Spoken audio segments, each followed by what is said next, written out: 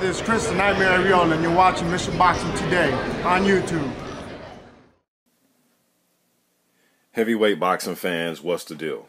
Alright, man, so a few of you guys over the last couple of days been telling me to check out, been sending me links to this interview. What is this on? Shouts out to PSB Sports here on YouTube, okay? PSB Sports. They did an interview with Shannon Briggs on August 3rd.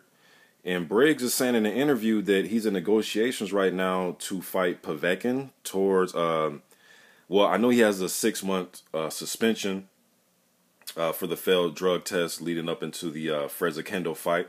They had a fight scheduled for that WBA regular title. And Briggs said he'll be back late November, early December. And he according to him, his team is in negotiations to fight Povetkin, okay? So, as far as that fight goes, and Briggs also said that it's going to be in Moscow if it takes place, all right? So, a fight like that, man, somebody will get knocked out. Whenever you have big guys in there like that, especially somebody like Shannon Briggs, has a lot of knockouts in his career. I know he's up there in age, has a lot of knockouts in his career. If he lands on you and you don't see it, man, a big guy like that with all that power and experience, although older, he cracks you in the chin, man. If you don't see that shit coming, you could, you know, literally turn the ring into a Motel 6 and get a good night rest up in there, you know what I mean? But I would favor Povetkin. I would trust his stamina more than I would trust Briggs. I would trust that Povetkin can go 12 rounds like he did with Radinko in his recent fight. So I would rather see Povetkin in there with somebody else besides Briggs. But if you look at these WBA rankings, I know both of these guys are rated about the WBA. Let me pull them up real quick. Let me see here. Bear with me for a second. Okay, so looking at these WBA rankings, I can't, well, I gotta wait till they reshuffle these again. But the newest ones that just came out, they have Ortiz #1. He's the mandatory. Alexander Usanov #2, 3 Shannon Briggs with an asterisk next to his name.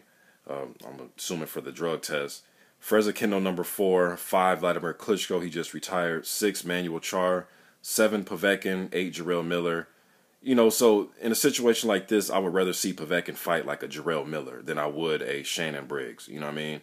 But I would rather see Povetkin fight Shannon Briggs before I see him fight Manuel Char or Freza Kendo or somebody like that. So if that is the case, I wouldn't mind the fight, you know. And I was watching that interview and I'm looking at people leave comments under the video and calling Briggs a fucking drug cheat and drug this and drug. And it's true, he did fail a drug test.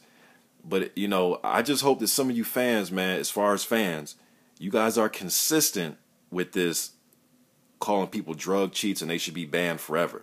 Because a lot of you guys, man, and I recognize some of the commenters, you know, you guys go around on certain videos when there's other guys that you like who fail drug tests and you want to see them fight all day long. But then when other guys fail drug tests, he's a drug cheat. He should be suspended and banned from the sport. Let's just stay consistent with this, man. You know what I mean? Let's just stay consistent. Let's be fans, but let's be consistent fans. You know what I mean? But the fight itself, I mean, if this is true, I wouldn't mind seeing the fight. I would way rather see, you know, Povetkin in there with somebody like Briggs than Radinko. You know what I mean? So, I don't know. This kind of came out of left field. Briggs saying that he wants to fight, or you know, that he's in talks with Povetkin.